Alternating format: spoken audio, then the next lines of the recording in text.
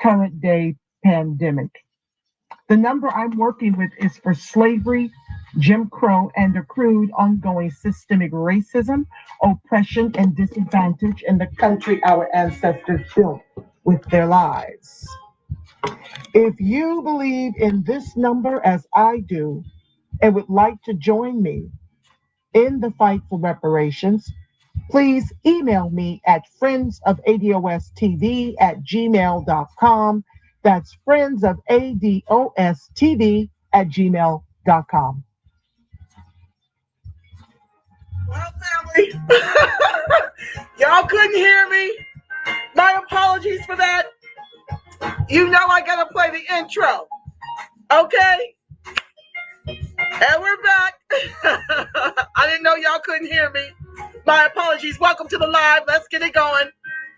Take two. We anticipate in the next 10 to 12 years, approximately 8 to 6 billion Hispanics coming into the United States and 41 million Asians. You have been the majority minority for 400 years in this country. You have been the number 2 population for 400 years. You're going to get kicked out of being number 2. You're going to go down and become number 4. Now, common sense, even a 3rd grade education would tell you, if you didn't get anything when you were number 2,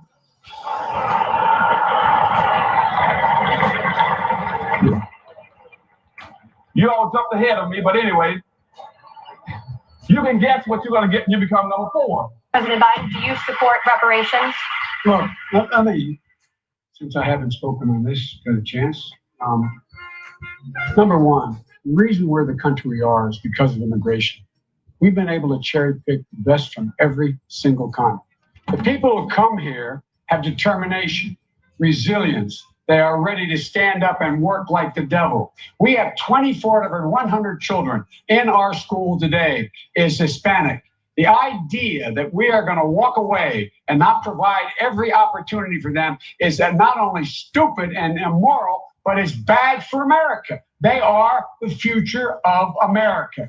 Such systemic racism that has plagued our nation for far, far too long. I said that over the course of the past year that the blinders have been taken off the nation, the American people. But what many Americans didn't see or had simply refused to see couldn't be ignored any longer. Those 8 minutes and 46 seconds that took George Floyd's life opened the eyes of millions of Americans and millions of people around all over the world. It was the knee on the neck of justice, and it wouldn't be forgotten. And it's not white Americans' fault, but just a fact. At the very same time that America refused to give the Negro any land, through an act of Congress, our government was giving away millions of acres of land in the West and the Midwest, which meant that it was willing to undergird its white peasants from Europe with an economic floor. But not only did they give the land, they built land-grant colleges with government money to teach them how to farm. Not only that, they provided 40 agents because of their expertise in farming. Not only that, they provided low interest rates in order that they could mechanize their farms. Not only that, today many of these people are receiving millions of dollars in federal subsidies not to farm, and they are the very people telling the black man that he ought to lift himself by his own bootstraps. And this is what we are faced with. And this is the reality. Now, when we come to Washington, in this campaign, we are coming to get our check. We are owed $104 trillion on the very low end, plus $735 billion recurring. This number does not include the cost of about 50 Black Wall Streets that were decimated, nor compound interest from 2017 when Sean D. Rochester's book, The Black Tax, was published, nor the cost of Black life, nor the cost of living increases, nor the war on drugs, nor the current day pandemic. The number I'm working with is for slavery, Jim Crow, and accrued ongoing systemic racism, oppression, and disadvantage in the country our ancestors built with their lives. Good evening on the West Coast. Good evening in the Central. Good evening on the East Coast. You know exactly who it is, family. Angela Nirvana, your hostess with the mostest on the reparationist perspective. You, those ADOCS, hot topics, and making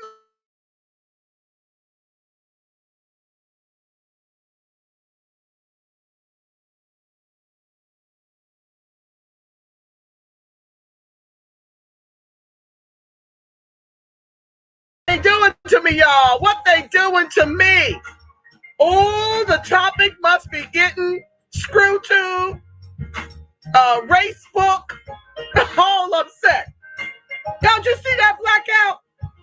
Okay, I'm bringing you those ADOCS hot topics and making the case for reparations, making in the trillions over multi-generations, and weaponizing our vote and socializing our suffering family. That's right. That's what I'm here for. I'm on my square. And I thank you, co-host, for joining the live. I thank you in the chat. Who's over here? Melanated Integrity. Okay. Let's see. I see you, family. My Miss Lady K Love, Mike Michelson, Brian C. Johnson. These are some of my standards. ADOS Truth. I see you, baby. Thank you for joining live. ADOS, American Descendants of Slavery. I see you, my loves. Welcome to the live. Y'all, I just got through listening to Dr. Shauna Etienne on racial battle fatigue. I know y'all have to be feeling it, right? I know y'all have to be feeling this racial battle fatigue because we are being squeezed on all sides, family. Yes, we are. From the outside agitators and within the own ADOS, ADOCS, FBA, B1 community. We are getting slammed all over the place and having to fight all the time. You understand? What did I say in the top of the show with that thing I was flashing? I had to take that off because it was messing with my line. Chief Justice Cheney concluded they had no rights at all. On the contrary, he argued, they were of an inferior order and altogether unfit to associate with the white race, either in social or political relations, and so far inferior that they, ADOCS, had no rights which the white man was bound to respect. 10 of the most notorious words in the history of the United States, and James Baldwin said to be a Negro in this country and to be relatively conscious is to be in a rage almost all the time. Okay? And this is what I know our people are feeling, and I struggle at times because, you know, I'm a metaphysician. I believe in that Christ within me, okay? That God that rested in me on the seventh day and named me the best of everything he ever made, she ever made, it ever made, okay? I'm from that doctrine. I firmly believe that me and the Father are as much one as Black Jesus and the Father. That's what I have the unmitigated gall to believe. But if we're all made in the image likeness of God, then that same thing is true for you. You are one with God because you are God in expression, that body temple. So I struggle between what I know as a metaphysician and what I see happening in the world. But I cannot allow myself to sit, you know, in the lotus position and just wish this stuff away. And it requires that I face it head on because I need to impart to you what's happening, impart to you how the third eye is awakened in me. It's awakened in you when you choose to wake it up, okay? It's awakened in you, okay? It's not lost in you. You have a third eye too, and you can put things together And it's a struggle because I wonder sometimes, do I participate in this realm? Or do I just continue to be an asset to myself, to be an asset to my daughter and the people within my circle? But Dr. Shauna Etienne, she hit it on the money when she talked about racial battle fatigue. You guys got to go look that up and watch it on YouTube. But it was so befitting for what we in this movement, in this fight, are, experiencing. It's a lot on us all the time. Like, we literally lay down with the weight of our people's issues, on our minds, and we wake up with it on our minds. It never goes away, right? And so forgive me for not getting glamorous, but I literally just jumped off the freeway and came in here and had to go live because I just cannot stand not being on time in as much as I humanly can. So I didn't get bejeweled and decked out, but here I am, loving you Black, loving you strong, and very happy to see you here. So yeah, she talked about the ages of chaos within and without, and it's a lot, to know that we've got this bigger fight with white folks who are trying to deny us the reparations we're owed, trying to water it down and, do these kinds of things where they'll give you a little bit of nugget here and there. For example, they'll give you education. They'll talk about giving you free education, but they don't address the bigger issue, that affirmative action that was intended for us to make us whole post our emancipation and all the other puckery. They don't talk about how that now benefits white women, immigrants, and LGBTQIA, which means there's nothing left. So you can get all the degrees you want. They don't talk about how it will not close the over $100 trillion egregious racial wealth gap. They don't talk about that part.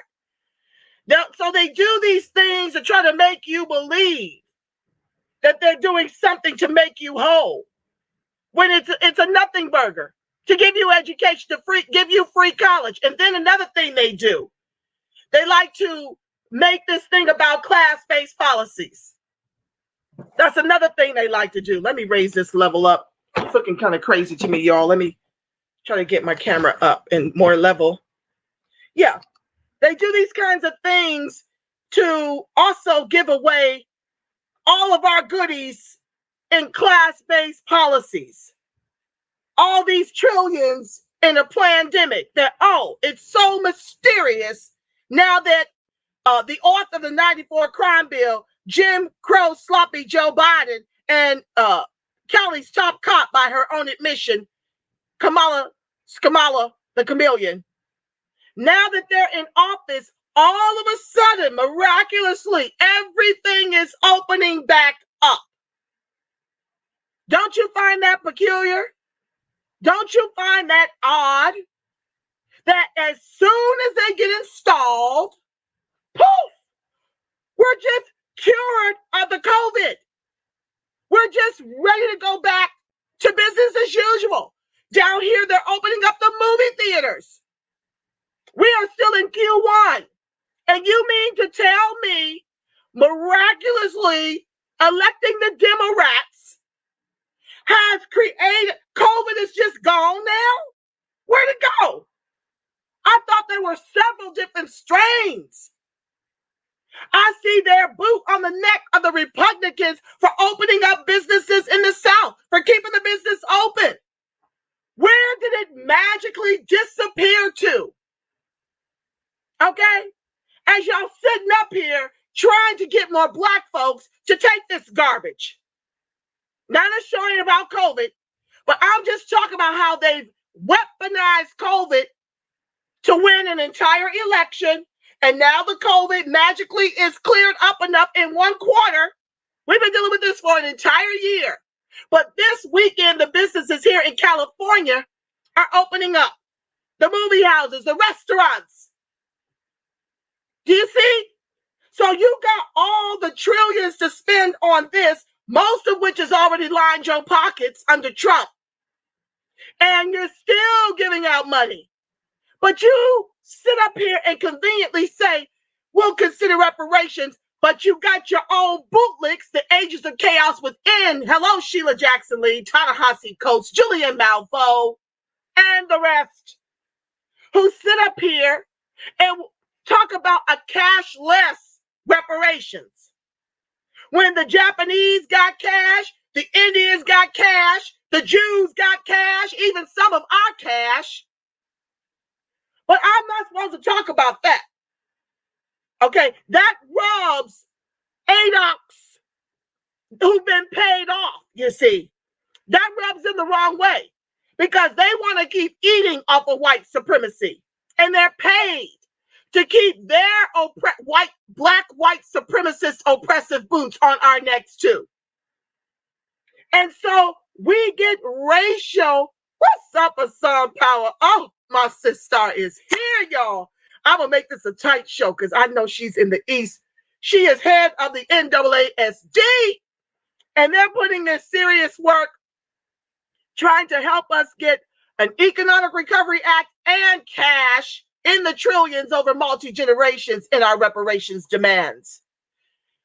But anywho, so you got folks that are within that look exactly like us that are practicing black white supremacists against us, waging war against us, and then wanting our votes in exchange for all the puckery.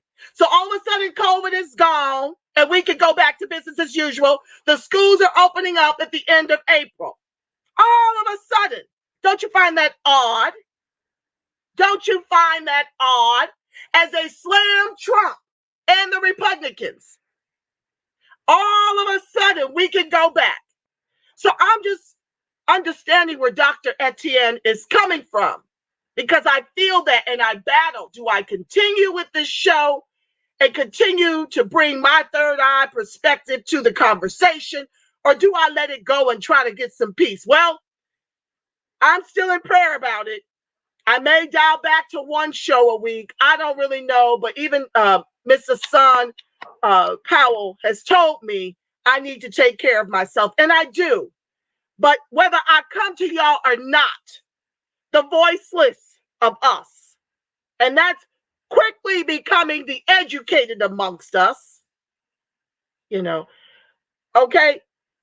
We're on a fast track to be in the fourth class in this country, and all I can think of, oh, Erie Black Fire, I love you, Black and Strong. Thank you so much for all the love in the chat.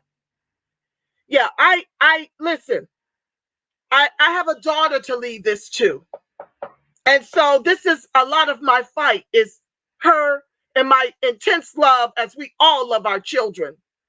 We all should, for those of us who don't. That's what drives me to continue to bring my third eye over here and talk about what's going on. And my third eye just told me that Chauvin is going to walk. Oh my God. This man's about to walk. And I'm going to share with you how I see it. You guys are free to tell me how you see it. I'm going to disappear for a minute as I put my articles together as to why I believe he's going to walk. But continue your chats and your comments, and I'll get to you momentarily after I do this segment. I may only have enough strength to get through this segment, y'all, and then take a break and come back Sunday with the rest of the show. I'm going to see how I feel. It's just a lot on me to think that this man is about to walk, given what I've recently learned. We'll see how far I get. Y'all just bear with me, because I truly am one of those ones that Dr. Etienne speaks of, as I'm sure many of you are. But this show is important because I don't want us to be caught off guard. I don't want us to be caught off guard. It's going to hurt even worse if we have all the belief in this system after the entire world marched about Black Life Mattering, and we get to the end and this mofo walks. So give me a second to get to this article. Okay, let's start here. Let's start here. One of many reasons why I believe he's going to walk.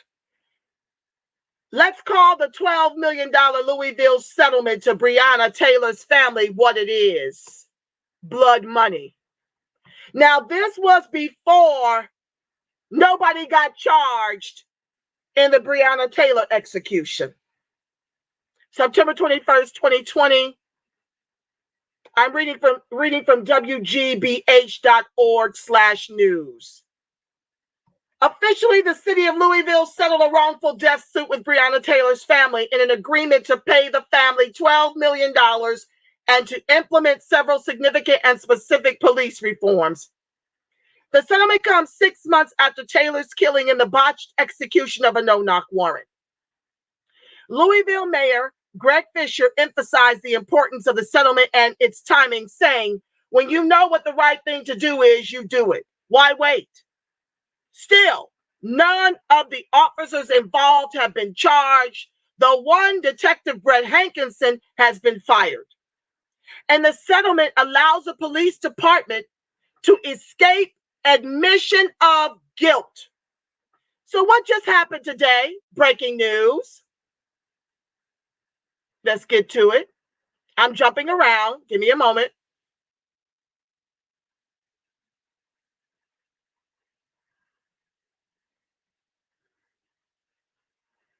Well, where is the article? Hold on. I got all these things open and I can't find what I'm looking for. Just a second, family.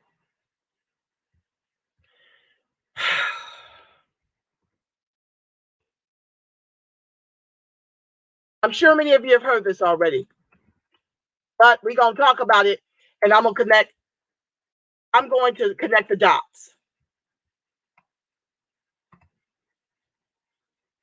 So, what happened today? Breaking news. Minneapolis will pay George Floyd's estate $27 million after city council votes to settle lawsuit with the family. Okay, the city of Minneapolis will pay the estate of George Floyd $27 million after the city council on Friday unanimously voted to settle a lawsuit with his family. George Floyd's brother, Philonise Floyd, said that he would return the settlement millions if it meant he could see his brother again. "I thank the state of Minnesota for getting the settlement taken care of," he said, "but even though my brother is not here, he's here with me in my heart, because if I could get him back, I would give all of this back. I know that he's with us and he's standing up right now, knowing that we have the opportunity to be able to fund low-income American communities." Floyd took a moment at a news conference where he was joined by family members, his legal team, and Mayor Jacob Frey to thank the protesters who supported the family, especially during the height of the pandemic this past summer. He also called for peace. So one thing that the world needs to know, America, we need to heal. This nation needs healing. Our family needs healing, the emotional Floyd said. Now, let me stop right there. They paid Breonna Taylor's family $12 million. No one was charged. These families are forever taking the money and telling us to be peaceful. But we're sitting up here in 2021 and Joe Biden's first order of business was to weaponize George Floyd for the Asian protections. It wasn't to make an executive order of the anti-lynch laws. It wasn't to dismantle qualified immunity. It wasn't to dismantle private prisons. We're on week what? 9, 10, or 11? And there have been no executive orders of economic inclusion or protections under the law to be enforced for American descendants of chattel slavery. Now they've been paid $27 million. And the brother is calling for peace and healing. But the problem with taking the money before you get a verdict is, number one, you don't even know if you have undercut yourself. You could have gotten maybe if there was a guilty verdict or not. Their guilt could have maybe given you $100 million. I don't know. But you're selling yourself short and you're doing exactly what the other article called for. It's blood money. It's blood money. And you set the ADOCS up to continue being executed by government sanction from these race soldiers who ain't nothing more than the overseer from when we were enslaved. You understand what I'm telling you? That is what is happening. We are being sold out. Yet again, people all over the world risk their lives in COVID to march. The family takes the settlement and is used to tell us to go home and be at peace. George, back to the text. George Floyd's sister, Bridget Floyd, said in a statement, while we will never get our beloved George back, we will continue to work tirelessly to make this world a better and safer place for all. She said the foundation she started in her brother's name will honor his legacy as a community-minded volunteer. The news comes as a jury selection is underway. We're going to talk about it for the trial of Derek Chauvin, a former Minneapolis police officer accused of killing the 46-year-old black man in May 2020 by kneeling on his neck for almost 8 minutes. Me speaking. This is another reason why I believe he's going to walk, because I was told that the private autopsy from the family will not be used. That they're going to go with the other autopsy. I'm going to read it. Just let me go. Let me get there.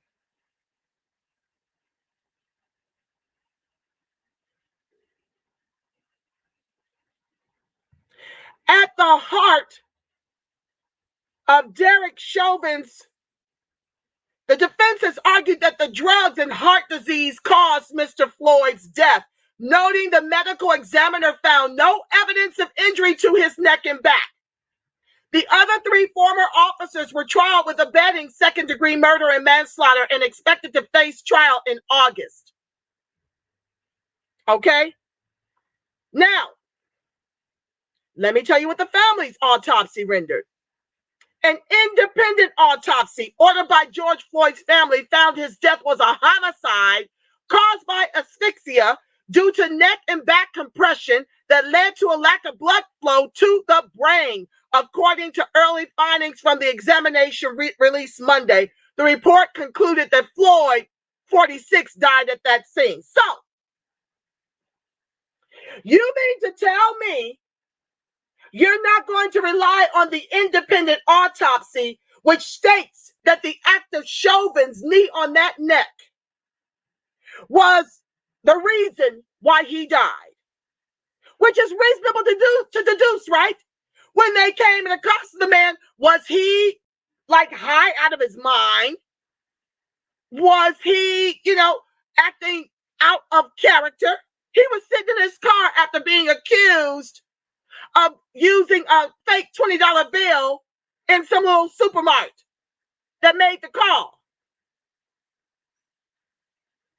Okay? Are we not going to talk about the fact that Chauvin and George Floyd knew each other as bodyguards in some of these interracially mixed clubs, where George Floyd, in all his beautiful blackness, you know how they like him, in these interracial settings, he's in there imposing a threat to Chauvin, who probably, who's married, but, in there for attention nonetheless. He sees this man, everybody loves him, he's the life of the party. All the women love him, of course. Who doesn't love beautiful, strong black men? I wish they would love themselves more and get with black women, but that's a whole nother show. And by and large, they do. Let me not come down on the brothers. Reports say at least 85 to 90% of black men are with black women. So this is yet another way we are battling with white supremacy, trying to divide and have these gender wars and make it out like we're the ones that are the transgenders and the most gay. I've already shown you guys those stats. That's a white folk thing. About 5% of our community is gay, and 90% of theirs is gay. Like, but every commercial and everything you see is to put that in our face, teaching at our schools as if that's what we are. As if that matters. I don't give a crap who you screw. That's not my monkey nor my circus. But I do give a crap about the fact that my daughter sees more gay and lesbian public displays of affection on her campus than she does hetero. That bothers me, and it matters to me, and I speak on it. I do mind transgenders in girls' sports because changing your organs don't change your biology. So I'm absolutely no to that. But anywho, I digress. You're going to rely on an autopsy that's going to do what? And now they've thrown in COVID. So now all of a sudden, out of the blue, he was struggling with COVID. So they're going to go with, the defense has argued that the drugs and heart disease caused Mr. Floyd's death. If he had heart disease, he was sitting perfectly fine, well and alive in his vehicle before Chauvin'S knee went to his neck for 8 minutes and 46 seconds. Okay? He was totally fine with all of his health issues before that. That's what I'm trying to get at. So it is clear that the knee on that neck that we all watched was Chauvin'S fault, and he should be under the jail for this. But this is the nonsense they're on, trying to get the independent autopsy thrown out to use this one. They are literally trying to make George Floyd's unnatural death of the race soldier's knee to the neck his fault because he had drugs in his system and struggled with heart disease. That's just another way, I believe, they're going to try to get away with this. Back to the text. I'll be breaking in between to prove my talking points. Floyd's final moments, recorded on video, led to widespread protest against police brutality and racism under the banner Black Lives Matter, as well as incidents of unrest and looting. And who was doing a lot of the looting? Who was that written cracker who went through the Black Lives Matter's protest, killed two people, two protesters, and egregiously injured another? Who went missing for some time because he got a bond. He and his mama ran away somewhere and couldn't be served. The defense had the prosecutors serving a P.O. box. You can't do that. You got to get hand service for this kind of stuff. Why is he out of jail anyway? Chauvin has pled not guilty to second-degree unintentional murder and second-degree manslaughter charges. Not guilty, he says. He has also pleaded not guilty to third-degree murder, which was reinstated in the case on Thursday. In July, Floyd's family had filed the federal civil rights lawsuit against the city of Minneapolis and the 4 former officers involved in his death. The lawsuit said the city fostered a culture of excessive force and impunity within the police force and failed to terminate dangerous officers. Frey told reporters the settlement reflects a commitment shared by Floyd's family toward racial justice and social progress. Quote, "We need to be unrelenting," he said. "We need to be unapologetic in our pursuit of a more equitable local government and more just approach to the community safety in our city, and we will be."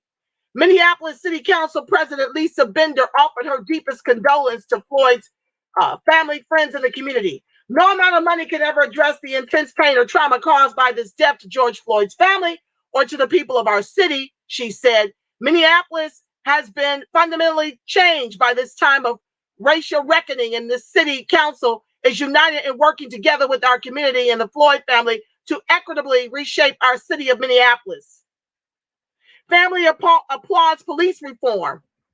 At the news conference announcing the settlement, Ben Crump, Floyd's family attorney, lauded the city for changes to the police department. This settlement is not just historic because of the $27 million paid out, but for the impact on social justice policy reforms and police reforms, he said, because the financial compensation most directly impacts George Floyd and his family, the future of his family, but it is the policy reforms that affect all of us. Days after Floyd's death, the Minneapolis City Council voted to ban chokeholds, require officers to report other officers they see using chokeholds, and to intervene in such cases.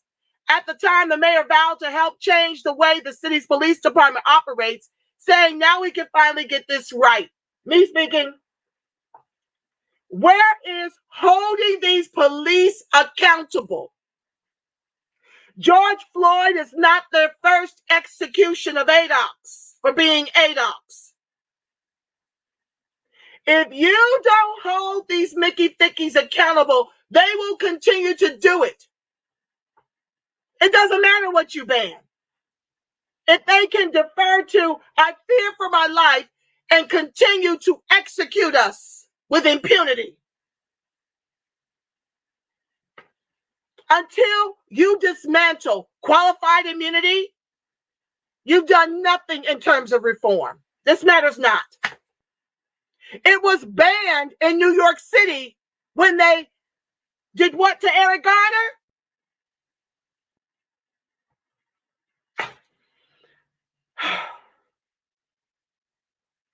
And in July, the mayor and police chief, Madaria Arredondo, here we go, announced changes to the department's use of force reporting requirements that place a stronger emphasis on de-escalation. The agency is scheduled to see funding cuts after a December in which the city council voted to redirect $7.77 million from the police budget to other programs, according to a news release. That begs the question, how much is that fund and how much does $7.77 million really matter? The plan funds mental health programs, direct funding toward increasing capacity within the Civil Rights Department's Office of Police Conduct Review to investigate complaints about police officer behavior and redirect some non-emergency calls to other departments.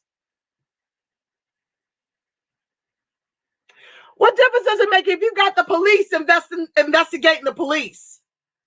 How is that helpful?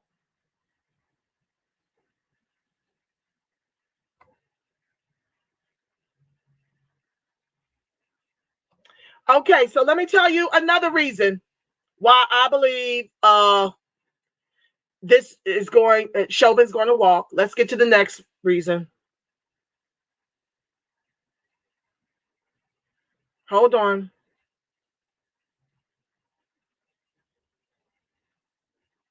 Oh, let me, when I'm done with this part, I'm going to share the Fair Use Disclaimer Act. Just give me a second. Lord, they are constantly shutting my videos down, even with the Disclaimer Act, but I have to have it in there or they're going to cancel it. Okay. So, Minneapolis set to receive assistance from up to 1,100 law enforcement officers and 2,000 Minnesota National Guard soldiers to help keep the peace throughout the trial of ex-Minneapolis police officer Derek Chauvin next month. Did y'all hear that? 3,200 between the law enforcement officers and the Minnesota National Guard soldiers. What are they preparing for? For this Mickey Thicky to walk.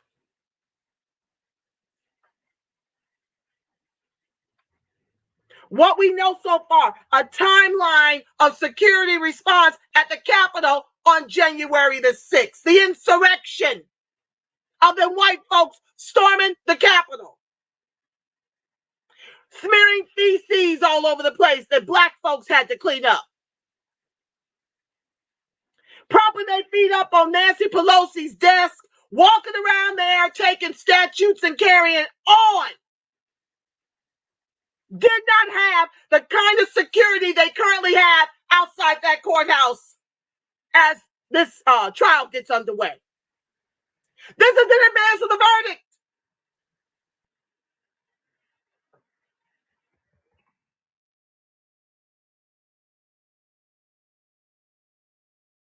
The January 6th attack on the U.S. Capitol was a security failure, an intelligence failure, or both.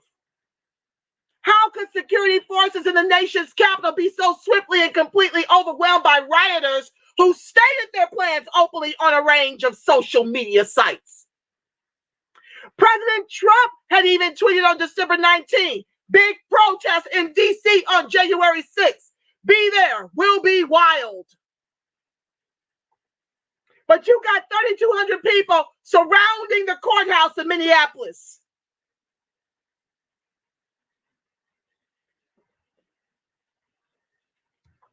U.S. Capitol Police investigating role of 35 officers during the January 6th riot. 35 U.S. Capitol Police officers are being investigated for their actions during the January 6th riot at the Capitol, and 6 have been suspended with pay. The police department said in a statement on Friday. But you got 3,200 between the National Guard and the police surrounding the courts.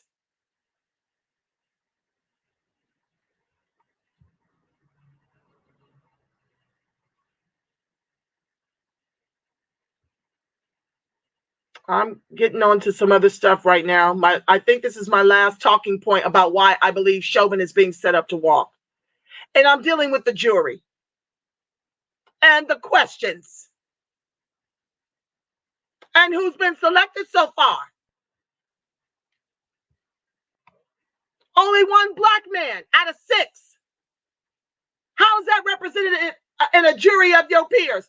Let's listen to some of these questions. These questions are damned if you do, damned if you don't. You can't be honest on these questions. First of all, let's talk about how this thing is 16 pages long.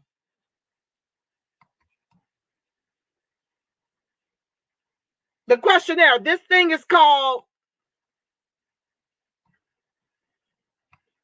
the juror questionnaire. 16 pages. You are a potential juror in the trial of 4 former police officers charged in connection with the death of George Floyd. From this day forward, do not read or intentionally view anything about these cases or do any investigation or research related to these cases.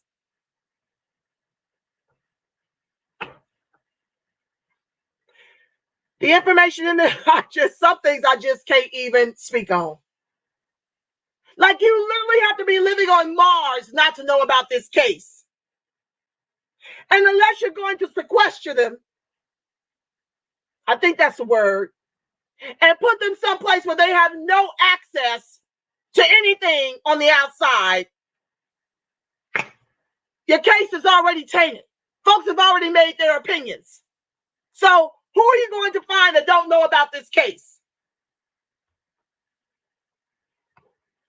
The information in this questionnaire is for the judge and attorneys that will be involved in this trial and is required information. The questionnaire will be filed as a public document in the court record at the end of the trial. But until then, your name and the fact that you are a potential juror will not be public. For that reason, do not disclose to anyone that you are a potential juror on this case.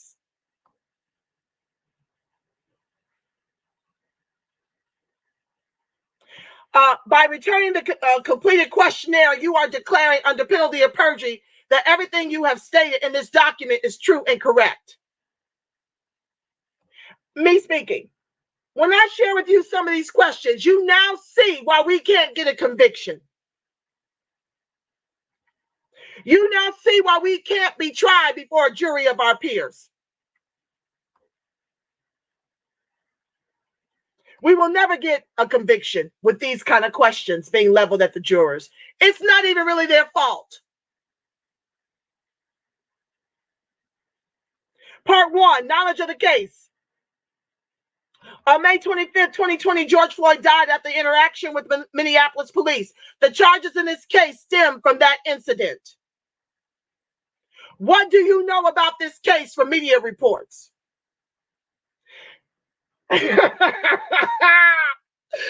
Oh my God. Everything.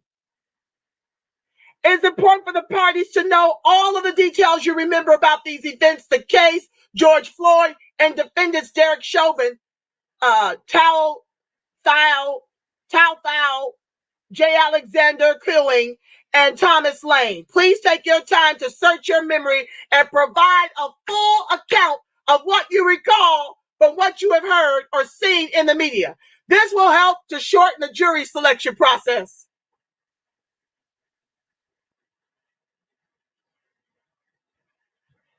This is how you know his ass is walking. How did you find 6 jurors that didn't know anything about this case already?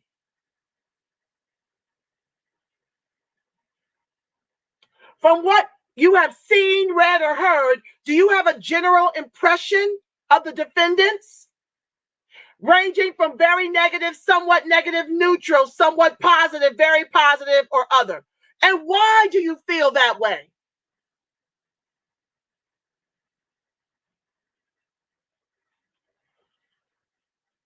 A whole entire world was marching for Black Lives Matter. From what you have seen, read, or heard, do you have a general impression of George Floyd? Why do you feel that way? Same questions. Very negative, somewhat negative, neutral, somewhat positive, very positive. Do you or someone close to you have any direct or indirect connection to these events? If yes, please explain. But he's supposed to have a jury of his peers. Have you ever watched video of George Floyd's death on the news or the internet? Yes or no? If yes, how many times have you seen videos from the incident? In whole or in part, on TV or on the internet? 1 time, 2 to 3 times, 4 to 5 times, 6 or more times. Have you ever talked about George Floyd's death with your family, friends, or coworkers, or discussed it online, for example, on social media? Yes or no? If yes, what opinions have you expressed?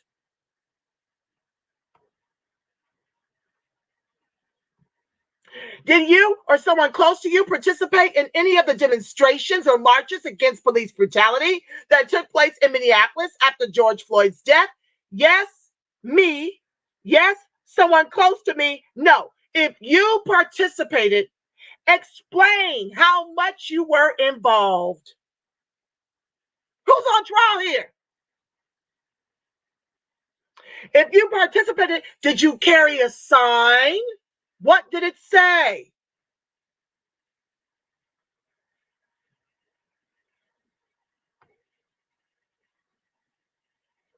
Did you or someone you know get injured or suffer any property damage during the protests that took place after George Floyd's death? Yes or no?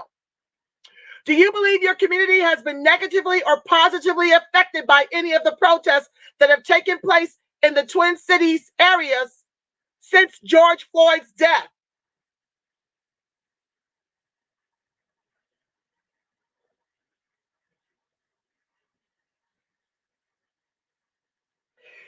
No matter what you have heard or seen about this case, number 10, and no matter what opinions you might have formed, can you put all of that aside and decide this case only on the evidence you receive in court, follow the law, and decide the case in a fair and impartial manner?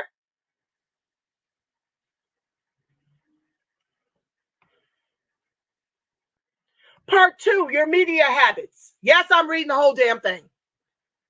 What is your primary source of news? How often do you read a hard copy of online version of the newspaper? Every day, Several times a week, once or twice a week, less often than once a week, never. What newspapers do you regularly read? What podcasts do you regularly listen to? Well, if they put the reparationist perspective, they're out. How often do you listen to local news on the radio or watch the news on TV? Every day, several times a week, once or twice a week, less often than once a week? Never. But they're looking for a jury of his peers.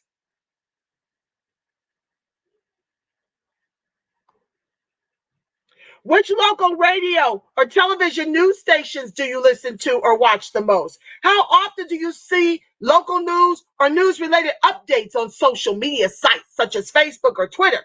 Every day, several times a week, once or twice a week, less often than once a week, never. What social media platforms do you use regularly, if any? It sounds like the new black media and the black folks of Minneapolis are the ones on trial.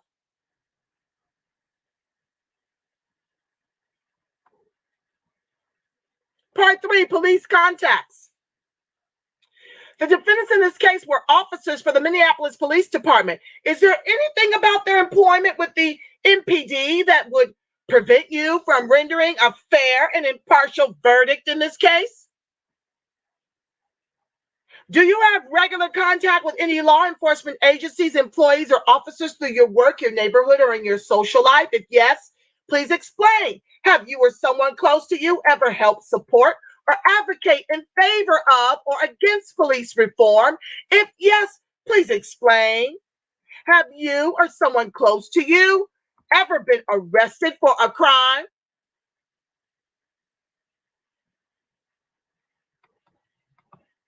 If yes, how did the police handle the arrest? They acted professionally. They acted unprofessionally. They were verbally abusive. They used excessive force. I don't know.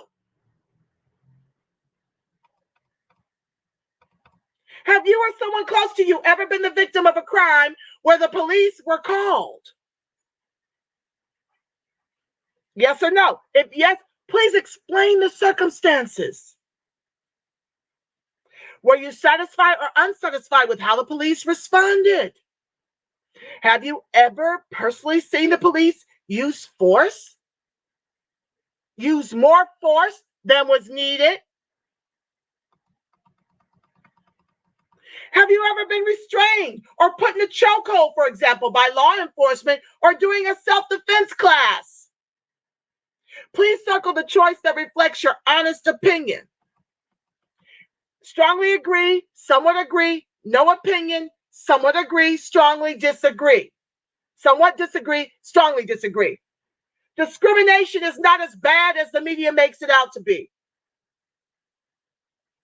This is why you only got one black out of 6 in the selection so far. Blacks and other minorities do not receive equal treatment as whites in the criminal justice system.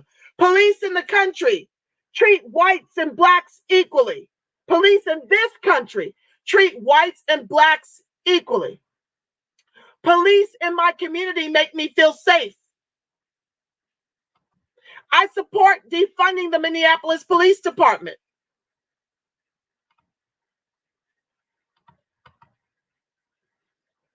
Sorry, guys, it jumped.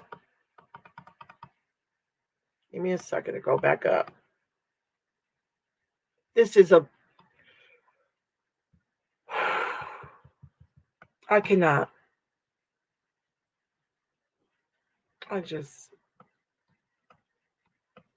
This is to eliminate us.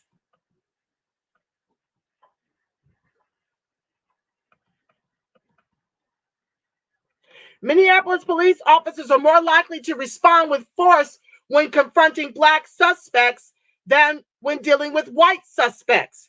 Because law enforcement officers have such dangerous jobs, it is not right to second guess decisions they make while on duty. The criminal justice system is biased against racial and ethnic minorities. I do not trust the police. People today do not give our law enforcement officers the respect they deserve. Local police departments try to cover up excessive force rather than correct it. I think that news reports about police brutality against racial minorities is only the tip of the iceberg. How many black folks are going to be on this jury, family? Do you hear in the questions how white folks are going to respond and how black folks are going to respond when George Floyd deserves a jury of his peers? Let's go on number 10. Have you ever been trained on how to restrain someone or how to use a chokehold? These are the mofos they want. Do you have any martial arts training or experience? To me, they're also looking for who's a danger in the community. Now they got all the information they need on you, and you were simply filling out a juror's questionnaire. They got all the goods on you if you turn this back in. So you're going to have those kind of black folks that are advocating, who understand that even leaders in the Black Lives Matter movement, lives have been taken. Neither Black Lives Matter Federation nor their families can afford to bring these issues to trial. So you're going to have people that are a part of Black Lives Matter, knowing that they're going to put their lives on the line if they fill this out honestly and earnestly. Many of us will not even fill this out if we're doing advocacy work, because it could cost us our lives. They got all this information on you now through these questions. Okay, moving on. They want to know which of us are a threat in that community. Other than we're the ones on trial. George Floyd and his drug use and his heart disease were responsible for how he died on that day. And this questionnaire is clearly trying to look for white folks and immigrants who empathize with the police. And I'm going to look up who the jurors are selected so far. I don't know if they give their names, but I do know they give their ethnic backgrounds. Number 12, other than what you have already described above, have you or anyone close to you participated in protests about police use of force or police brutality? How favorable? Hold on, guys. Jesus, this thing.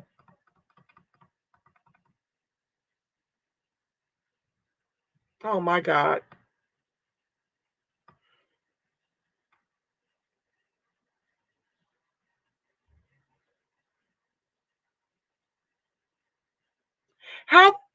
How favorable or unfavorable are you about Black Lives Matter? Very favorable, somewhat. Neutral, somewhat unfavorable, very unfavorable. How favorable or unfavorable are you about Blue Lives Matter? Part 4, your personal background. What's your age and your gender? Your highest level of education you have completed. List any degrees and areas of study for any education beyond high school. Your work status. Let me go back. Number 2. Your highest level of education. You see, sadly, you've got educated Black white supremacists that will also respond like a white supremacist, because to not respond in kind would mess up their butter biscuits for their lineage, for their offspring. They don't give a damn about how the majority of us are living. Not me. I'm an exception. I'm a part of them, but not really. I'm an educated woman with income and assets and some wealth to pass down to my daughter. But I understand where I came from, and I'll never forget, because far too many of my people are still there. Let's be clear. Okay? That I am amongst us. Let me explain. The majority of the people that are in this movement fighting are like me. The ones who are fighting, the ones who can't get any sleep, are like me. They come from what we're trying to get the reparations for. It's not just for them. Yes, I want what's due me, and I want my daughter to have what's due her. It's in the trillions. But what I'm trying to tell you, it is the educated ones that are not resting because of what's happening to the lesser of us. So this question, the highest level of education you have completed, list any degrees and areas of study for any education beyond high school. So if you get a Clarence Thomas over here or Barack Obama over here, you see. I said what I said. They like these ones that have educated themselves out of their conditions to do their bidding. And as Dr. Etienne brilliantly described in the racial trauma that we're experiencing from inside, okay, the racial battle fatigue, progressive liberals pit these very educated black white supremacists against the lesser of us. And they push the educated lane into the uneducated and the one that has been placed in a neighborhood of misfortune due to institutional systemic racism and make them fight each other. That's what your progressive liberals do. Your Justice Democrats who want to talk about Reconstruction, who want to talk about reparations with no cash because dollars bring dignity and being poor makes you a target. We're at George Floyd 846.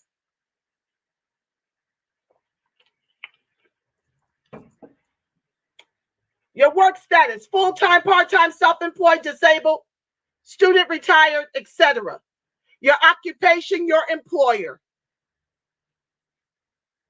Previous 5 positions or occupations only if within the last 10 years. What city do you live in and how long have you lived there? Please list other cities or states you have lived in and approximately for how long. Include up to 5 most recent places. Your marital status, spouse or partner's work status. Are they full-time, part-time, self-employed, disabled, student, retired, etc.? Their occupation, their employer. They're building profiles on the people.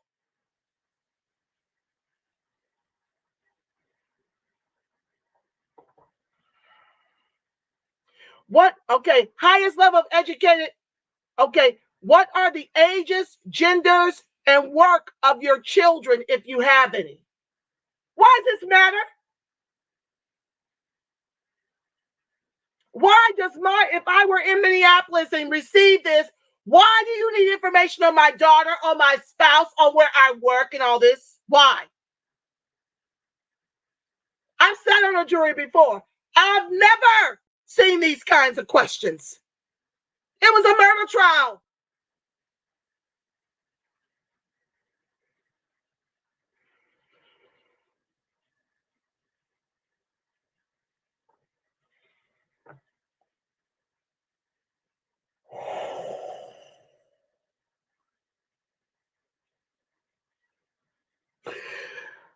Okay, guys, I'm sorry.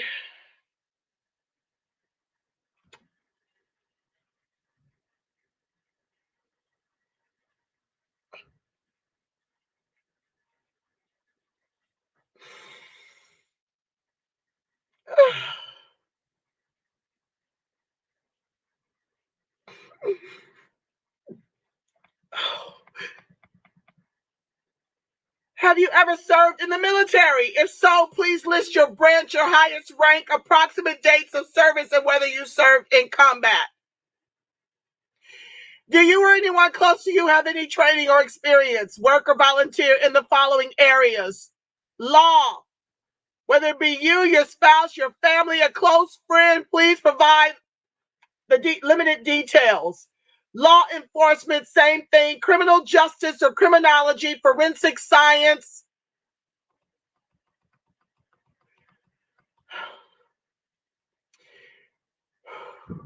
Medicine or healthcare, counseling, psychology or mental health, civil rights or social justice issues. Have you or anyone close to you had any of the following experiences? Victim of a crime, accused of a crime, struggle with drug addiction. Would any of the experience, I'm sorry guys, I'm trying over here. I see the facts.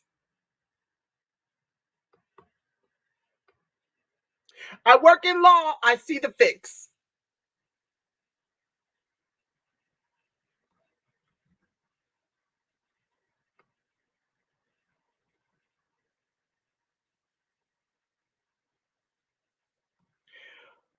Would any of the experiences you noted above make it difficult for you to be fair and impartial? If so, why?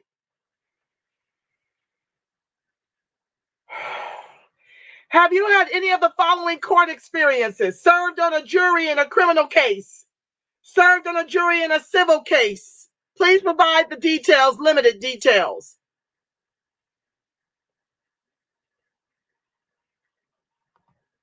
Testified as a witness in a court case. Served on a grand jury.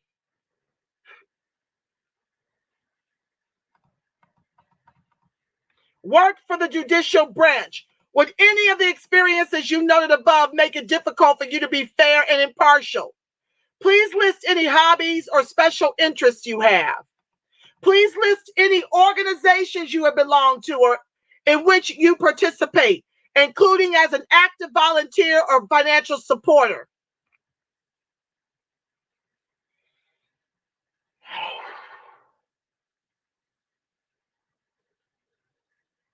We're being indicted for advocating for our people. Do you see it?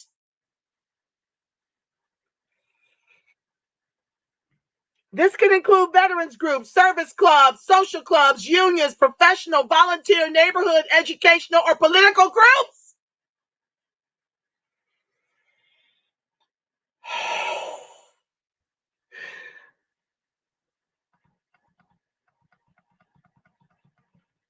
Part 5, opinions regarding the justice system. Do you believe that the jury system in this country is a fair system? Why or why not?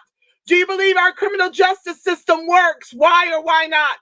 Under our system of justice, defendants are presumed innocent of the criminal charges against them. Would you have any difficulty following the principle of law?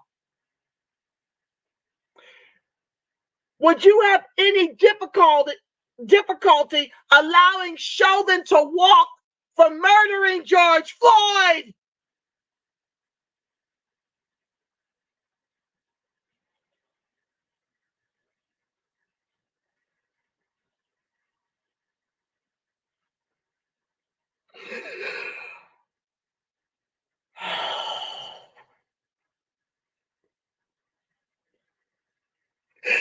This is why they've got 3,200 officers and National Guard out there.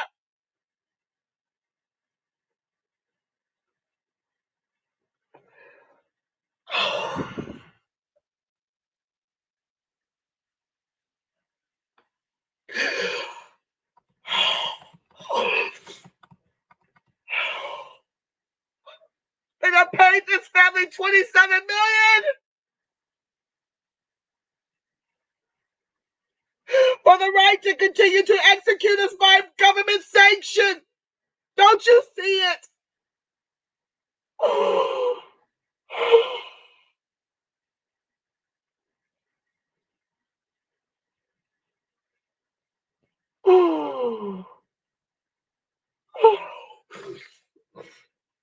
Okay. Under our system of justice, the prosecution has the burden of proving the defendant guilty beyond a reasonable doubt. Would you have any difficulty following this principle of law?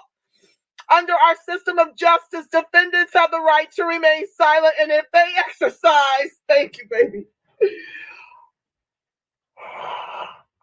If they exercise that right, their silence is not to be used against them. Would you have any difficulty following the principle of law? Under our system of justice, the potential consequences of your verdict, including potential penalty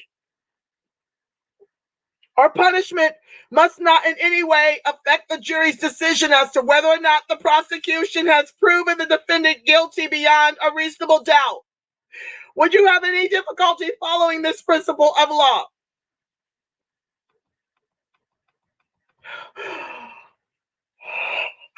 Under our system of justice, the jury must decide the case solely on the evidence produced in court and the law that the judge instructs, and not because of bias, passion, prejudice, or sympathy. Would you have difficulty following this principle of law? Part 6, trial length and ability to serve.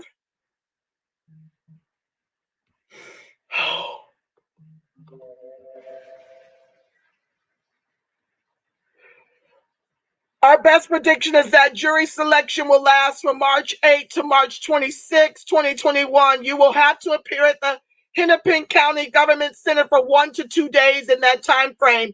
Your time to appear will be assigned later. If you are selected for the jury in this case, you will have to appear every weekday starting March 29 until trial and deliberations are finished, estimated to be 3 to 4 weeks. Is there any significant hardship or reason why you cannot serve during this time period?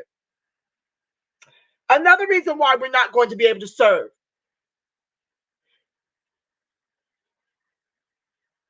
We don't have the money to give up a month of our lives to serve on this panel, to serve on the jury. When you've got, I want to say 40% or more of our Black men out of work,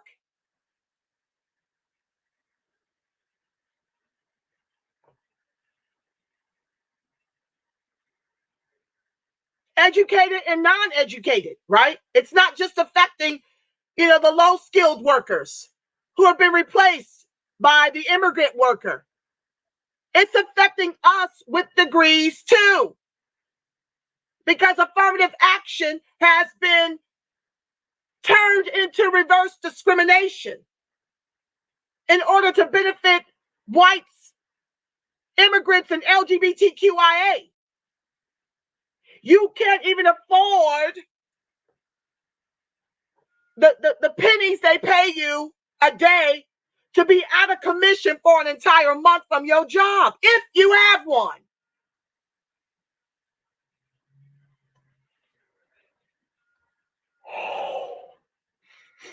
Good Lord. During jury deliberation and possibly for part of the trial, the jury will be sequestered. That means the jury will work into the evenings and be taken to a hotel to stay overnight. Is there any reason you cannot be sequestered overnight? Well, when the men in the hood are in jail in the new slavery in the private prison industrial complex, who takes care of the kids?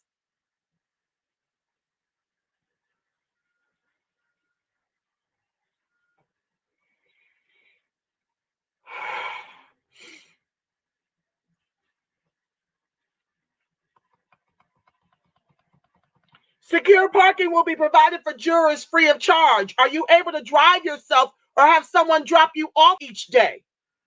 How difficult do you think it would be for you to evaluate graphic photographs or video, including photos and video of a person who has died?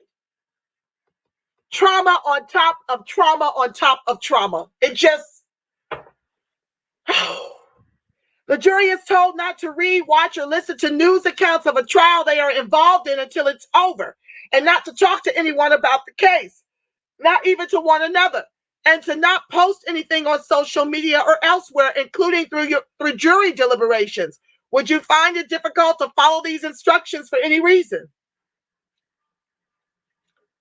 Is there a reason why you would not be able to give your complete attention to a trial during your time as a juror? Do you have any religious or philosophical beliefs which would make it difficult for you to be a juror?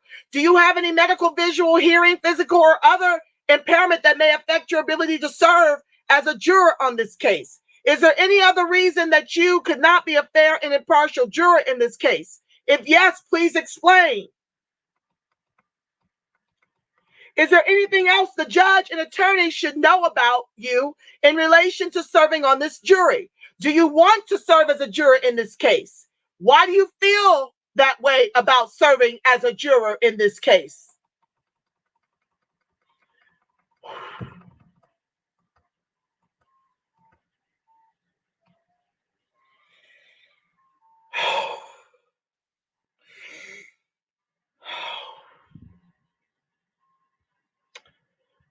That's it, y'all. Let me look up the jury selected so far in the George Floyd case.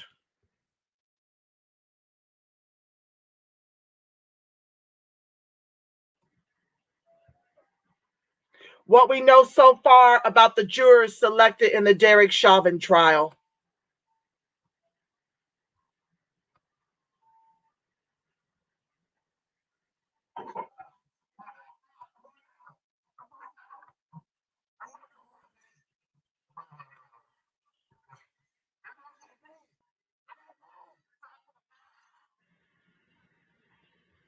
Okay. The jurors selected so far this week in Derek Chauvin's trial in the death of George Floyd are unnamed and unseen on camera, but we do know basic details about them. 5 men and 2 women. Half the jury had been chosen to serve during the trial in Minneapolis by the time court adjourned on Friday. The jury selection process, which began Tuesday at the Hennepin County Government Center, will continue until the court decides on 14 people, 12 jurors and 2 alternates. Hennepin County Court Director of Communications Spencer Bickett told CNN. Floyd, a 46-year-old black man, hold on one second. A 46-year-old black man, they said died on May 25th, 2020. I say he was executed after Chauvin, a white former Minneapolis police officer, placed his knee on Floyd's neck for an extended period while Floyd pleaded, "I can't breathe." But they want to use an autopsy that states his heart disease, his drug use, and now COVID has been thrown in the mix. His final moments were captured on video and his death. Okay, we know all that. I'm trying to get to the makeup of these people. Who was selected? The jurors all come from Hennepin County, which is demographically about 74% white and 14% black, according to the census data. The prospective jurors have previously completed a 16-page questionnaire that asks for their personal thoughts on Black Lives Matter, policing, and other topics. In court, each person is sworn in and then questioned one by one in a process known as voir dire. The juror's name, address, and other information are kept anonymous. I'm trying to find out who these people are. The first juror selected was a white man in his 20s or 30s who works as a chemist and said he has an analytical mind. The second juror was a woman of color who appears to be in her 20s or 30s, according to a pool reporter's observations in court. She says she was super excited about getting the jury questionnaire form. Who would be super excited as an ADOCS? Put it in the chat if you would be super excited to get that form. The third juror selected was a white man in his 30s who works as an auditor. The fourth juror was a white man in his late 30s or 40s who said he had a very favorable view of Black Lives Matter. He also said he believed police are more truthful than other witnesses. The juror is planning to get married on May 1 and told the court that if he was selected for the trial, it could delay the wedding. Go ahead and throw me under the bus with your fiance, the judge joked.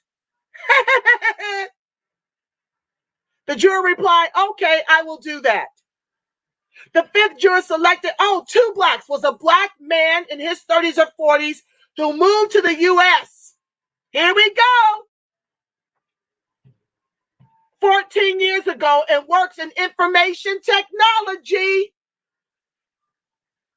He said that he had a somewhat negative opinion of Chauvin, that he strongly disagreed with defunding the police and that police make him feel safe.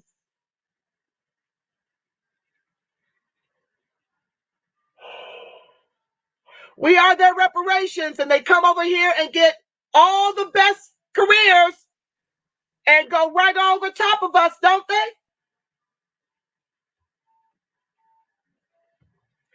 Let's talk about it. Black tech employees rebel against diversity theater.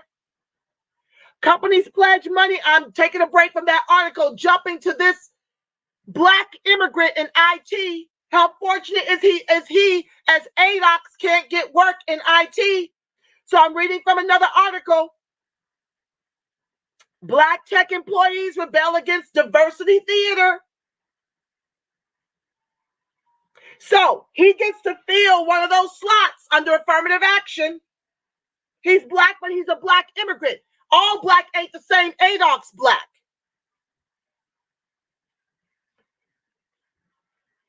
This is what I was talking about. The progressive liberals, the corporatists with 3 Ks, weaponizing the niggerati against the have-nots. The police make his black ass feel safe. He's black immigrant, can weaponize his accent, his ID. The fact that he's a black immigrant. Because they pour that on for even job opportunities. Companies pledge money and support for people of color, but some say they still face a hostile work environment for speaking out or simply doing their jobs.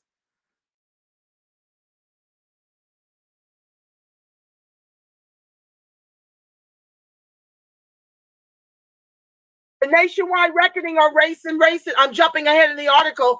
The nationwide reckoning on race and racism last year exposed what many tasked with diversity work have privately discussed for years, that Silicon Valley's own diversity and recruitment structures can hinder the work of opening doors to new people from different backgrounds with new ideas. How about ADOCS can't even get work in this field? Call it diversity theater. The many PR rituals and bureaucracies obscuring the line between the value of diversity and how companies actually treat their marginalized employees trying to make a change. Consider the annual ritual of the diversity reports themselves. When companies issue statements after missing diversity goals, the apology usually comes from a chief diversity officer, often one of the few non-white executives at the company in the first place. Like the gentleman who just said, to get on that jury, police make me feel safe. I'm not for defunding the police. Quote, "We aren't where we'd like to be," Facebook's chief diversity officer, Maxine Williams, wrote in 2017. She sounds like ADOCS. Where are people at? Miss Chief Diversity Officer in IT. These are ones they pay as a black white supremacist to keep the boot of oppression on our necks. We continue to have challenges, she wrote the next year. In 2018, she was one of only 9 black females among Facebook's top 1,053 executives. "We must continue our work," wrote Melanie Parker, Google's head of diversity. In 2019, Google listed only 5 black females among its top 357 officers in 2018, the most recent numbers available.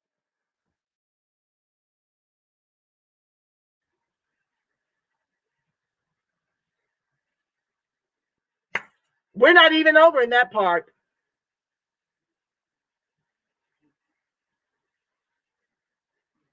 Let's go back to the article. The 5th, okay, make him feel safe. The black immigrant in IT. The 6th juror was a Hispanic man in his 20s or 30s, according to the pool reporter's observations. The man who works as a truck driver said Chauvin gave me the impression of showing off his authority in the video of Floyd's death. And he also said none of this would have happened if Floyd had complied with the police.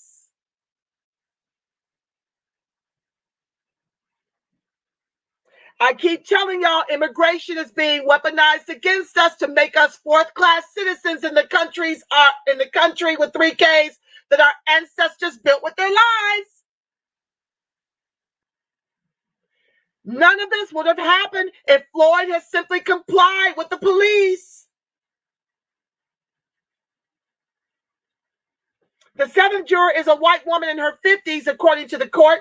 She said she has a somewhat negative impression of Chauvin and believes there are biases against African Americans, but not everyone in the system is bad. She said she felt empathy for Floyd as well as the officers because at the end of the day, I'm sure that the intention was not there for this to happen.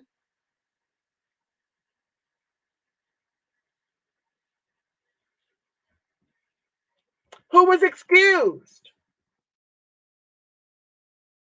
If the defense or prosecution believes a person cannot be impartial in the case, they can ask the court to dismiss the person for cause.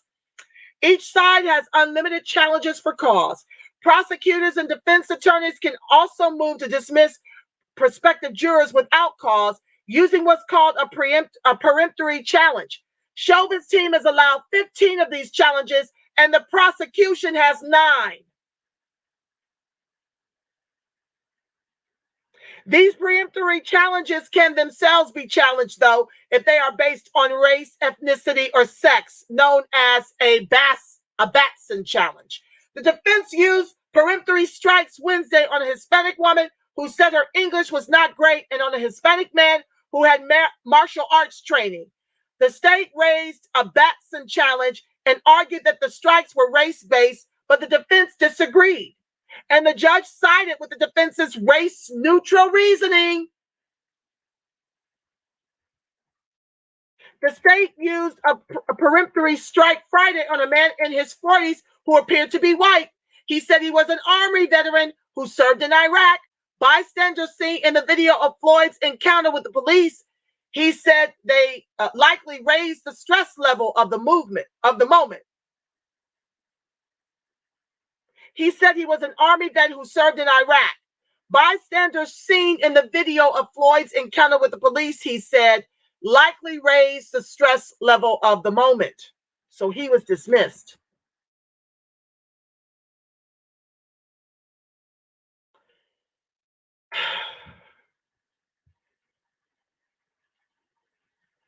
Well, family, let me see what you have to say about it. I'm not in the mood to do anymore. I'm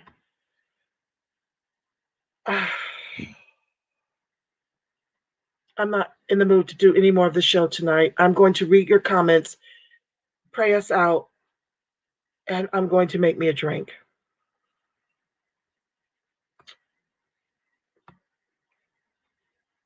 I'm going to read your comments.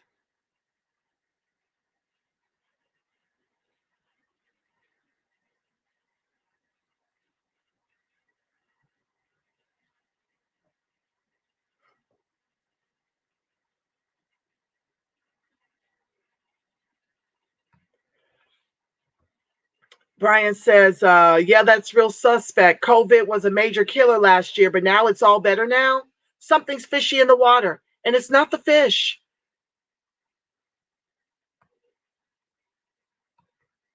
Brian says, after the police and otherwise killings over just the past 10 years, nothing ought to surprise the ADOCS community.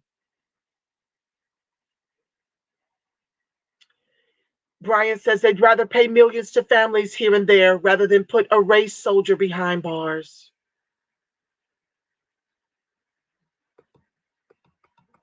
Welcome, Gibson Eugene. ADOS Truth, you are so right about the blood money deals for peace and silence, but it buys more government sanctioned executions for our people.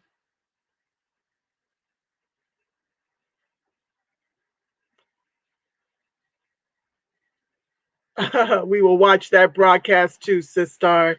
Thank you, ADOS Truth. It's gross and wrong. You're right. Brian says they're going to make some comorbidities the cause of his death. How discouraging. Yeah, that's where we're headed. Adrian Taylor, welcome to the live. Brian Johnson, all that security to keep the peace. The Capitol could have used that. They're preparing us for the worst. Bape Rax, welcome to the live. Welcome to the live, TreyX ADOS. Thank you for joining the live. Brian says this sounds like jury intimidation, indoctrination. You're absolutely right. Obviously, Antoine Foster, welcome to the live. Obviously, they aren't picking me to be on that jury. They have one black woman, no ADOCS man, a black immigrant man. Yep, Chauvin's going to walk. He very well may. I'm praying he doesn't, but it's what it's looking like right now, and all that I just shared, it looks like he's going to walk. What's up, Dr. Graham? Rashawn, welcome to the live. They are trying to get that white supremacist cop to walk. Brian says, wow, these are some foolish questions. Mike Michelson, if they called me, I would just lie like the white people.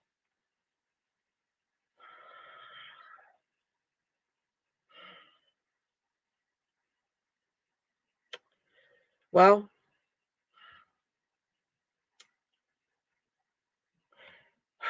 they ask these lines of questions in this way to eliminate you despite how you respond. They'll trip it up. They'll trip you up some kind of way. They always do. Even when it comes to employment, they always find a way to ask these crazy psychological questions, Q&A, to try to trip you up and deny you.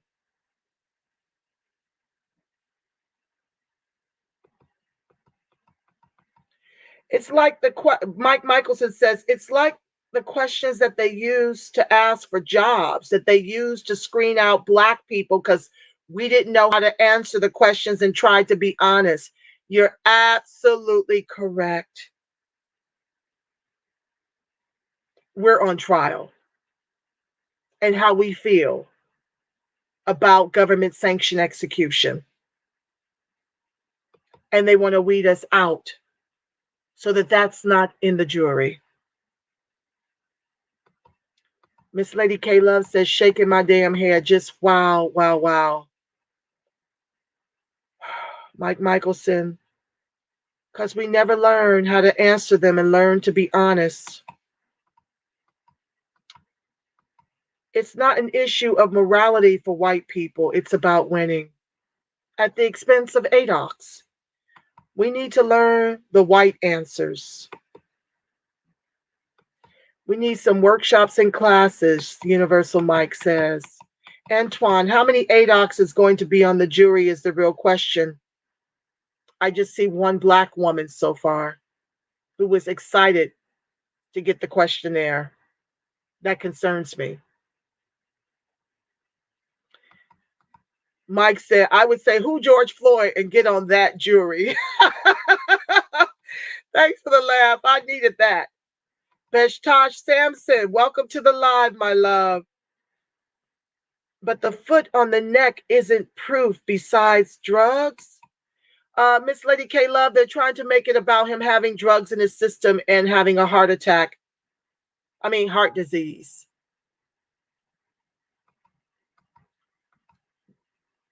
Beshtosh says, Sampson says, completely biased vetting of a jury for a fair and impartial trial. And might I add, of a jury of our peers. Mike Michelson, I would hang that jury. Hanging in a jury, good times. Ain't we lucky we got them? Dun, dun, dun, dun, dun, dun. Good times. Yeah.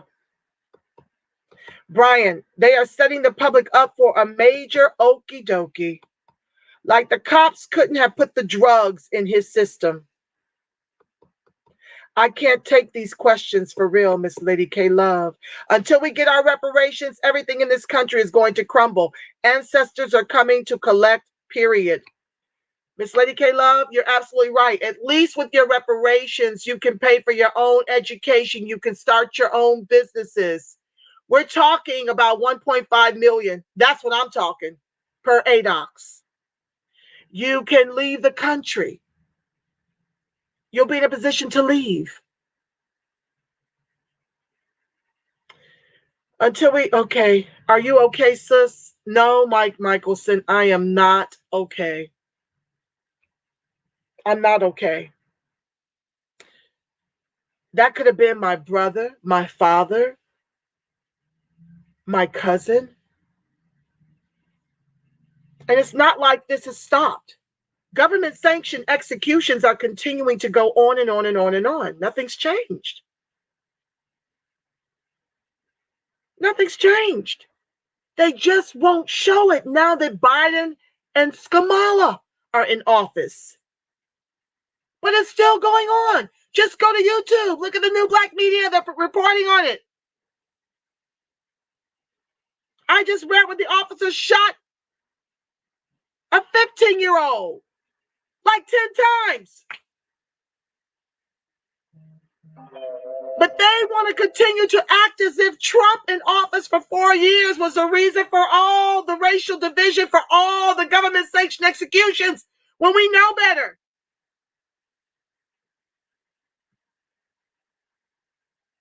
Come on. It never stopped. We just were in a position to get it on camera. And the media was making much ado about it to get rid of Trump. But it's still going on. It didn't start with Trump. It didn't end with Trump. And 87% of our electorate went to the polls and thought replacing a racist in office for 4 years with racists in office a combined 65 years with literal records against ADOCS was a better fit. I say it put the sheeple back to sleep.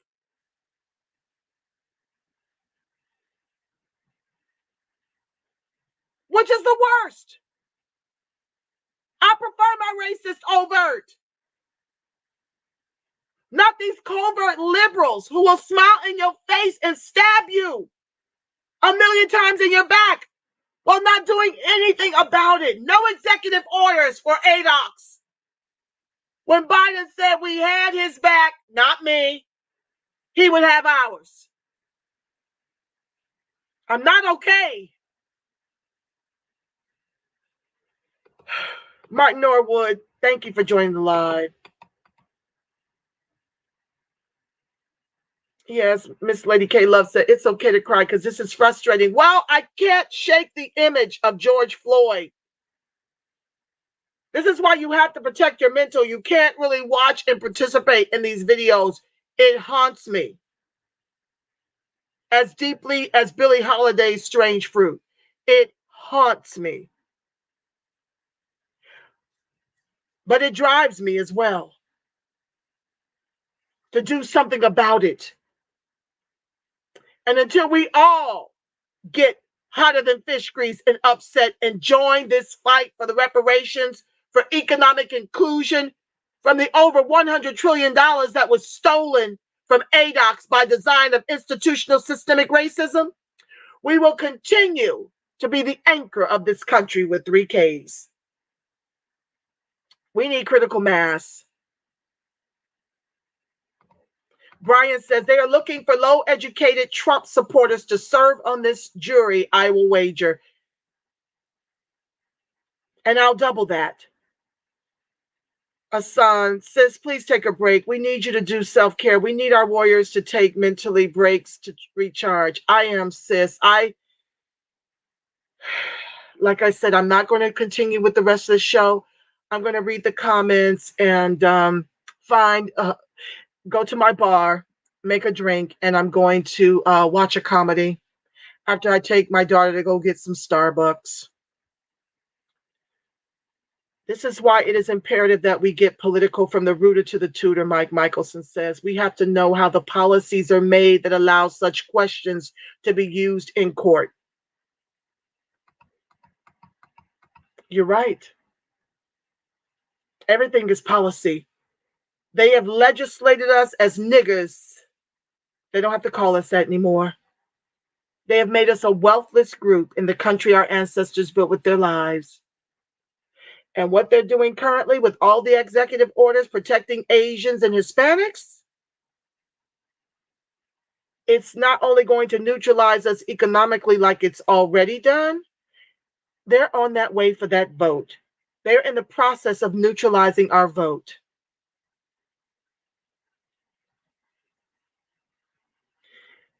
No, it's not, but I would answer yes. Lady K Love says, wow, wow, wow. There you go. They just told us he's going to walk. You heard it here first. Antoine Foster, Chauvin better not walk or else they want the Minneapolis to burn. The problem with that, Antoine, is that it's going to be heinous on what's going to happen to us. We are outmoneyed and outmanned. 3,200 police officers and National Guards already there for the jury selection process. We're going to be the ones that aren't going to turn out well when this Mickey Ficky walks. They're ready to take us out. I advise everyone to stay clear. We're not going to win. We're outgunned, we're outmanned, we're outmoneyed. We're going to lose our lives if we go after this Mickey Ficky walks. We've got to beat them in these organizations like the NAASD, like Equity Advocates PAC.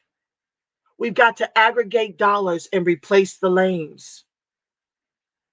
And we've got to do our own Reparations Act to cancel this HR 49 cents. We need money to buy our politics. That's why the others are doing so well. They got their PACs. And they're taking everything and the farm.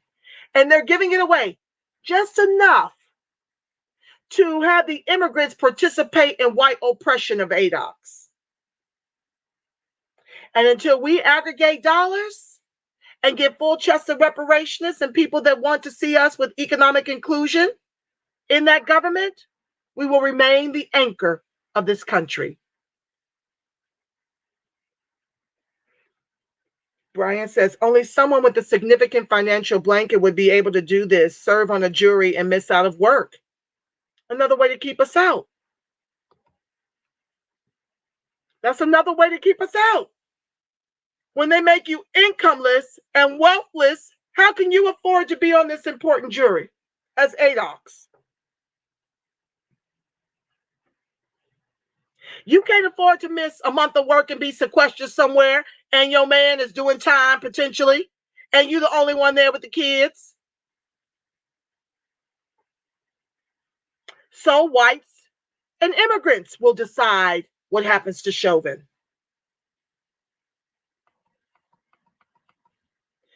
Affirmative action has been appropriated.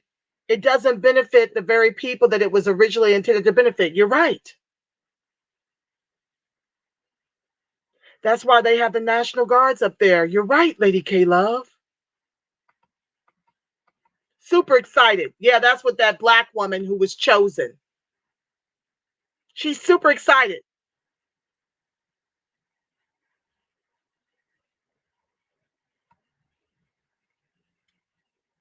She says, Lady K Love says, no, I wouldn't be super excited. YVOC Info, welcome to the live, my love. Yes, whites flatten blackness. In IT, black means black immigrants. That's why we are unflattening blackness and referring to ourselves as American descendants of chattel slavery. because it's by design of institutional systemic racism to deny us opportunities for economic inclusion. Whether you're degreed or not, you're being locked out because our affirmative action didn't have a secure enough gate around it.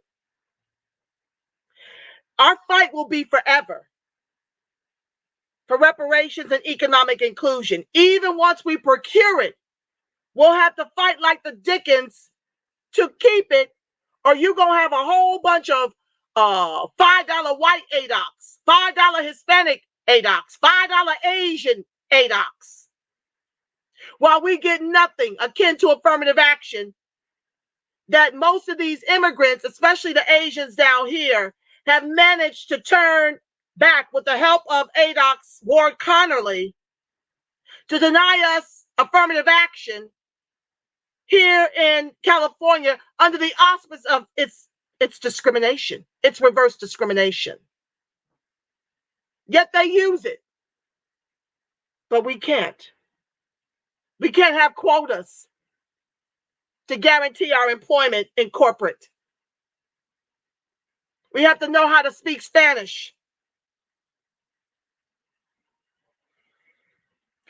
So yeah, they love black, people of color, minority. They love those kind of terms to give away the things that were intended to make us whole while starving us out economically. Black life will never matter without economic inclusion.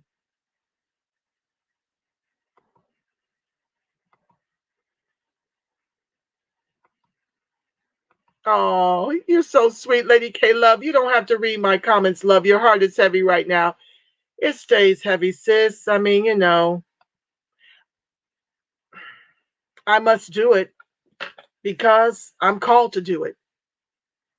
You guys are my ministry. I mean, Black Jesus wept too. This country is about to be torn up again. I don't know. I don't know about that, Lady K Love, because too many of our people have gone back to sleep thinking that we've come up with the author of the 94 crime bill and Skamala the Chameleon. They literally believe that, while getting nothing so far in terms of an executive order. Anti-lynch bill has not been made into law by executive order, and George Floyd has been weaponized against us for Biden to justify giving Asians protection, as they sit up here and try to make it seem like ADOCS are harming the Asians. Boycott all their establishments because they're allowing this narrative to be louder than the truth, which is white supremacists are harassing them. About 1% of them may have been executed by the race soldiers. About 1% of them are in jail. They're worth over $600,000 nationwide in terms of their net worth to our 1,700. But we're harassing them when they own everything in our communities. I already did that show.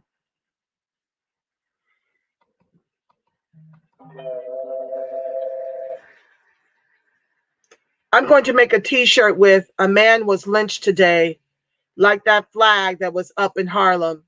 Universal Mike says yesterday. Miss Lady K Love, I think in Georgia a black man was lynched as well. We traded one white supremacist for another one that's worse. He's absolutely worse. He's Strom Thurmond's boy and the author of the 94 crime bill. But 87% of our electorate felt that was better than Trump because the corporate news network with 3 Ks told them so.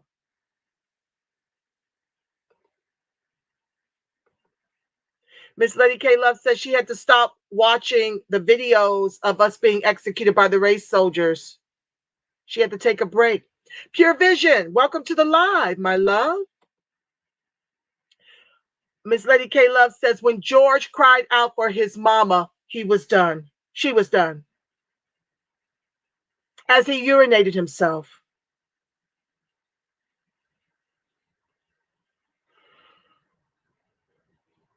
It's haunting. Mike Michelson, don't ever look at it. Don't ever look at it. If your psyche is protected, don't participate. You've got to be the gatekeeper of your mental health. Watching that will send you. Don't look at it.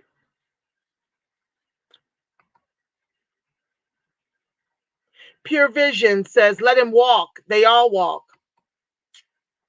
Minneapolis is insured. Brian says, we need so many more Black media outlets such as this, Angela. Thanks so much for all you do. I thank you guys for allowing me the privilege to speak on ADOC's behalf. You don't know what it means to me to come over here and see you guys as my co-hosts, my faithfuls, whenever I go live. I appreciate you so much because you're interested in learning. You're interested in teaching me and imparting this information to everyone you know. And I'm just grateful beyond measure for each and every one of you.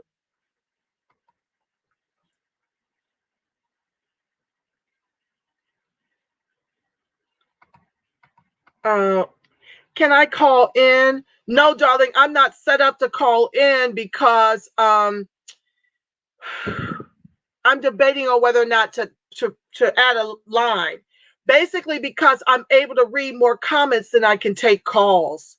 And as my co-host, I want to be able to read what my audience has to say. And I just can't. I mean, we'll be on the phone for hours, and the show would be about a 6-hour show if I took calls because I'd want to talk to everyone. And so I'm still in prayer about whether or not to add a number, but I thank you for your interest in me doing so.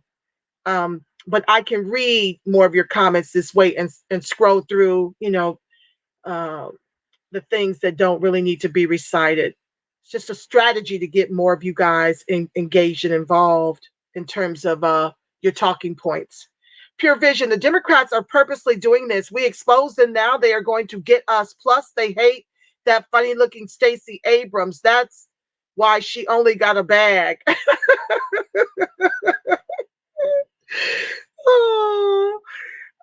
The Democrats know that we're onto them, and that's why they're quickly moving to weaponize immigration against us. If they give them all the goodies, then they can count on their votes. WC, the defendant has the constitutional right to have a jury of their peers at trial, not the victim.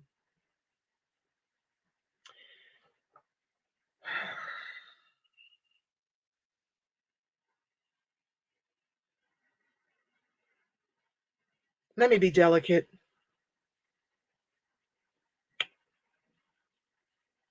Angela, watch your mouth. The defendant has the constitutional right to have a jury of their peers at trial.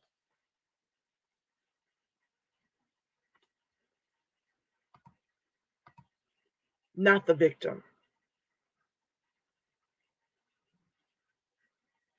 So George Floyd doesn't deserve a jury of his peers. That's what you're telling me. The victims don't have a constitutional right to have a jury of their peers. Only the defendant. Then that needs to change. Easy Acts, welcome to the live. Not enough of ADOS is feeling the pain yet. Unfortunately, more of us will die until we really start waking up. I don't know what it's going to take. Miss Lady K Love, we are grateful for you. Thank you. And I'm grateful for you, my love. Thank you. At Universal Mike, I was not going to, but when I did, I could not take it. Yeah, I wish I had not seen it. But then again, like I said, it's the inspiration. It's why I keep going. That video did haunt me. I don't know what I said was funny, but I tickled her. Yeah. After Philando Castile. Yeah. Yeah. Yeah. With that said, family, I do want to encourage you to weaponize your vote and socialize this suffering by closing out with my normal story before I pray us out. Dr. Charles, what I'm suggesting in weaponizing the vote is not unakin to what Dr. Charles Morris, pastor of Abyssinian Church, prescribed after electing Teddy Roosevelt, who in turn dishonorably discharged 167 Buffalo soldiers who were wrongfully accused of murdering a second white man after being quarantined in their barracks for the wrongful accusation of murdering the first white man. Dr. Charles Morris said, "You shot us when our guns were empty, and for that we're going to return the same by delivering a blue top of the ticket and a red Congress to protect the Black South."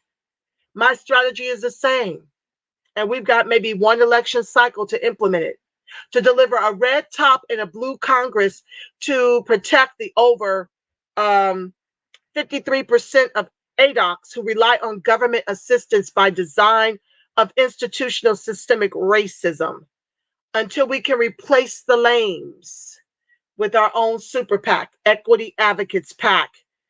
Visit us. I'm going to put it in the chat. We need to aggregate our dollars. When you stay ready, you ain't got to get ready. Visit us there for your donations. Oh, and if you'd like to donate to the show, oh, I have one person to thank. Oh, thank you, God, for that remembrance. A person laid a really lovely Cash App on me. The last show, I didn't see it until after. But I do want to thank that person while I'm live. Well, that's hold on one second. Hold on one second. I'm going to show you guys. I'm going to run the banner in case you feel so compelled. It's not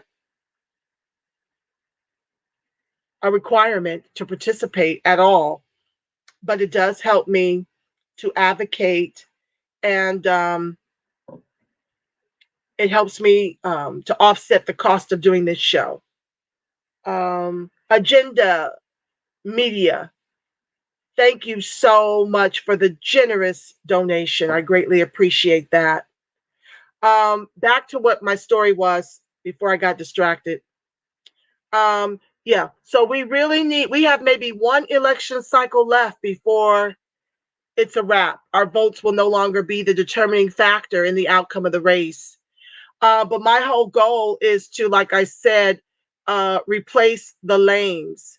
We've got to get full-chested reparationists elected into Congress. And so that's the focus of the Equity Advocates PAC. And we would appreciate your support to that end. But the vote is all we've got. It's our only commodity. A trifecta of either party is to the detriment of ADOCS. And so in order to buy some time, if we mixed up, I mean, not that it even really matters as much anymore, because as you see, there were 8 Democrats that voted down the $15 minimum wage when the median cost to buy a home in this country is $340,000. Now, your own state may have raised your minimum wage, but we need a federal minimum wage to be, we need it raised on a federal level so that all the states are required to at least meet that minimum of $15 an hour. And 8 Democrats voted it down. So I say that to say that you're talking 2 wings of the same bird. You've got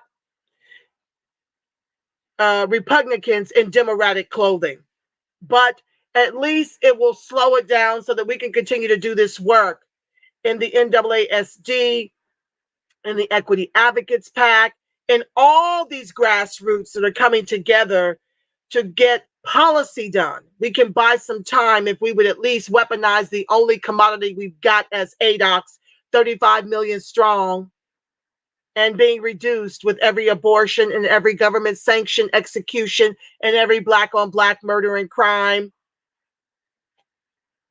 So this may be the last election cycle our vote even matters in that way. We don't have time to build momentum behind a third party. Y'all could do that on the side. In the same way, reparations, that needs to take a side. We need economic recovery and inclusion right now. And that's where all the pressure needs to be applied. So, with that said, family, let me pray us out. I want to remind you that despite what is going on, despite what I hear about it, see about it, say about it, the light of God surrounds us. The love of God enfolds us. The power of God protects us. And the presence of God watches over us.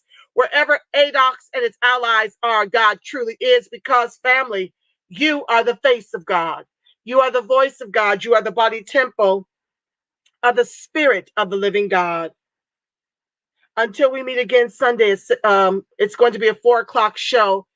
I'm having one of the comrades that contributes to my Facebook come on to discuss about the Indian Black, not controversy, but conversation that has arisen. They want to share how they see it, and I'm going to have them on as my guest. That show is going to be 5:00 Pacific, not 6:00. 5:00 Pacific, 7:00 Central, 8:00 Eastern. And so until we meet again on Sunday at 5:00, I want you to go out here in these streets and show the world who you are. And you make it a beautiful, God-inspired rest of your evening and weekend. If no one's told you today, know that I love you, Black. I love you strong. Ha ha ha ha ha. Yes, I do. Peace, family.